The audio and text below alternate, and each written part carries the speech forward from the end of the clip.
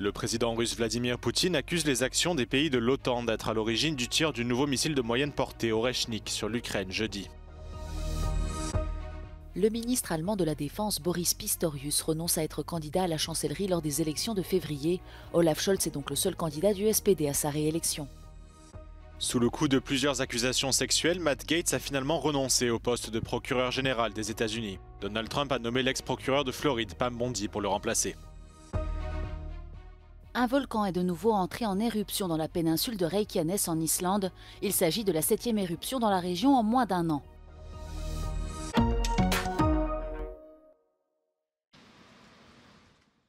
Le président russe Vladimir Poutine accuse les actions des pays de l'OTAN d'être à l'origine du tir d'un nouveau missile de moyenne portée sur l'Ukraine jeudi. Vladimir Poutine affirme que la Russie mène des tests de combat des nouveaux missiles Oreshnik, après les frappes ukrainiennes menées cette semaine avec des armes américaines et britanniques. Объекты для поражения в ходе дальнейших испытаний наших новейших ракетных комплексов будут определяться нами, исходя из угроз безопасности Российской Федерации.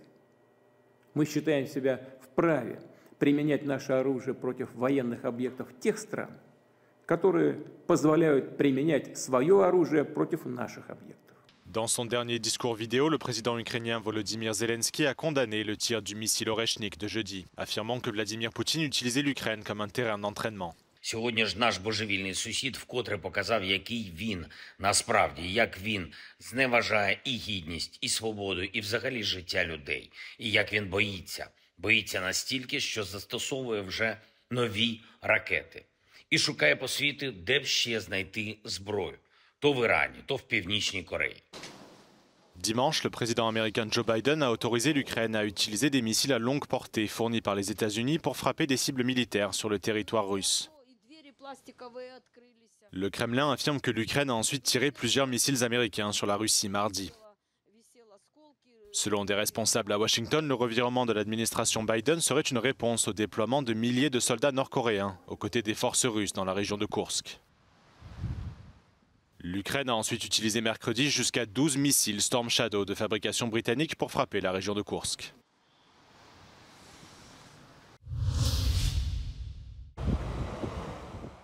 Malgré la récente réélection de la présidente pro-européenne Maia Sandu, la Moldavie doit toujours faire face à la menace de l'influence russe, en particulier dans la région séparatiste pro-russe de Transnistrie, une république autoproclamée non reconnue par la communauté internationale située à la frontière avec l'Ukraine. Dans cette région, ceux qui affichent leur soutien à Kiev face à l'invasion de Moscou finissent derrière les barreaux. Euronews s'est entretenu avec l'un d'entre eux, Viktor Pleskanov, condamné pour avoir accroché un drapeau ukrainien et pour avoir publié le message « Liberté pour l'Ukraine » sur les réseaux sociaux. How people live in 19th century. It is not Europe. Circumstances in the conditions in the prison is not Europe. Viktor Pleskanov explique qu'il a tenté de se suicider en prison. La pression internationale et les efforts de sa femme ont conduit à sa libération l'été dernier. Court, they give no paper, no for me, no for him. They not inform anyone. So this is was push me because I see this situation as a kidnapping. Si Viktor Pleskanov a finalement été libéré, de nombreux prisonniers politiques sont encore enfermés dans les prisons de Tiraspol. Cette situation est devenue un obstacle majeur à l'adhésion de la Moldavie à l'Union européenne.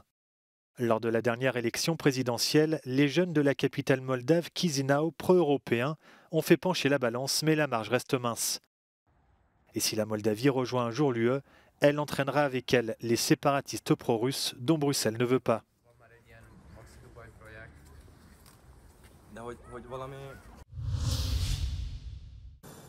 Visé par un mandat d'arrêt de la CPI, le Premier ministre israélien rejette ce qu'il qualifie de mensonge et juge antisémite la décision de la Cour pénale internationale. Benjamin Netanyahou et son ancien ministre de la Défense, Yoav Gallant, lui aussi sous le coup d'un mandat d'arrêt, sont accusés de crimes de guerre et de crimes contre l'humanité dans la bande de Gaza.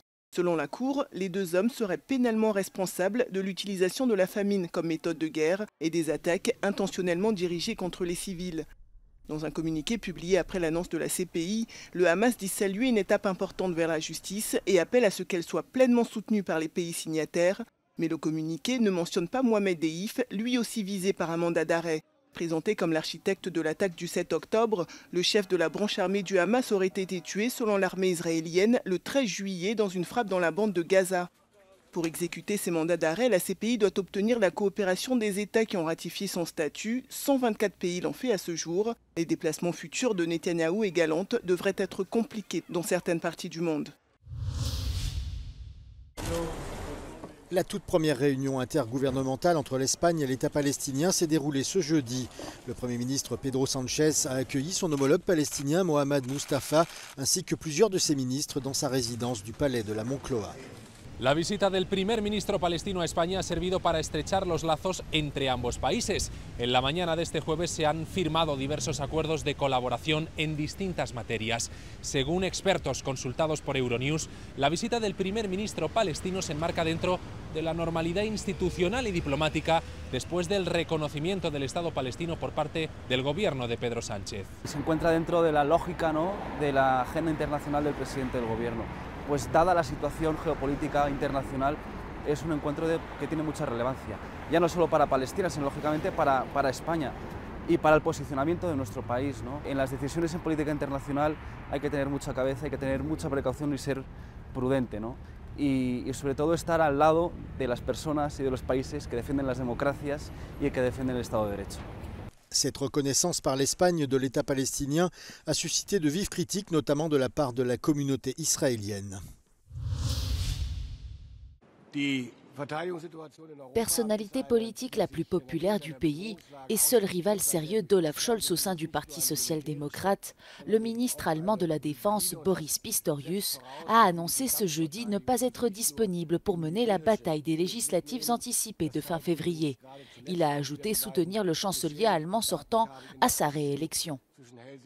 La prise de position du ministre de la Défense allemand met fin à une incertitude croissante qui suscitait de forts remous au sein du SPD, menacé de division à l'approche des législatives provoquées par l'implosion de la coalition gouvernementale début novembre. Conformément aux règles électorales allemandes, le Bundestag organisera un vote de confiance au gouvernement le 16 décembre avant que les électeurs ne se rendent aux urnes le 23 février prochain. Le SPD a confirmé jeudi qu'il désignerait Olaf Scholz comme son principal candidat à la chancellerie la semaine prochaine. Mais selon les sondages d'opinion actuels, le soutien au Parti social-démocrate est faible. Une étude publiée récemment montre que la CDU-CSU obtiendrait 33% des voix, tandis que le SPD est à la traîne avec 14% à égalité avec les Verts.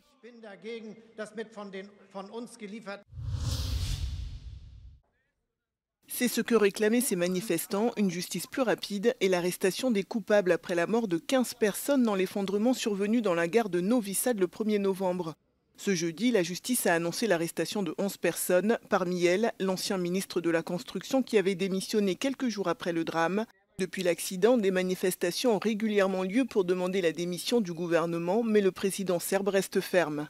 Moja ključna poruka za sve građane Srbije je da ćemo pobediti siledžije, nasilnike, da ćemo ih pobediti na svakom mestu i pravnom državom, na svakim mogućim izborima, da ćemo pokazati razliku između normalne i pristojne Srbije i Srbije siledžija i da ih se nimalo, ali nimalo nismo uplašili. Ce jeudi à Belgrade, des centaines d'étudiants ont observé une minute de silence en hommage aux victimes.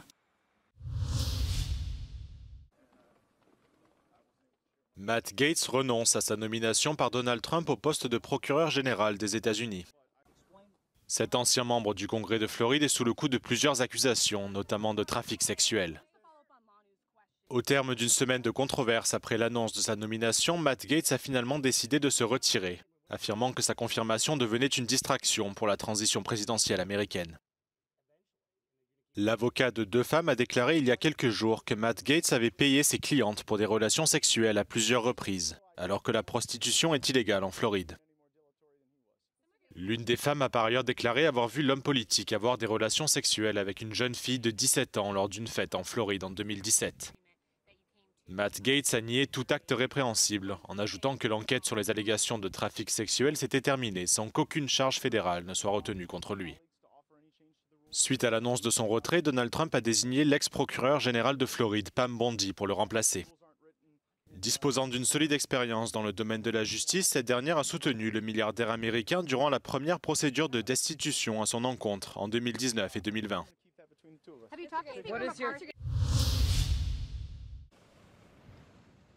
Un volcan est entré en éruption dans la nuit de mercredi à jeudi sur la péninsule de Reykjanes dans le sud-ouest de l'Islande, la 7e depuis décembre dernier, ont annoncé les services météorologiques. Les autorités affirment que la dernière éruption est considérablement plus petite que la précédente et indiquent que l'activité volcanique dans la région a atteint son apogée.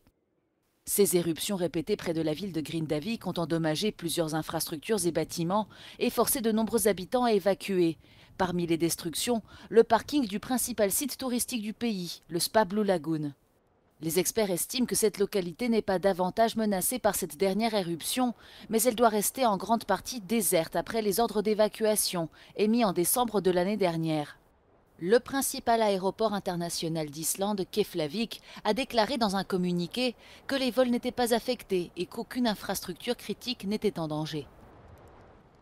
L'Islande se trouve sur la ligne de faille entre les plaques tectoniques eurasiennes et nord-américaines et est un point chaud d'activité sismique. Le volcan de la péninsule de Reykjanes était en sommeil depuis plus de 800 ans avant sa reprise d'activité en 2021. Depuis, les éruptions sont devenues de plus en plus fréquentes, la dernière activité volcanique étant la 6e rien que cette année.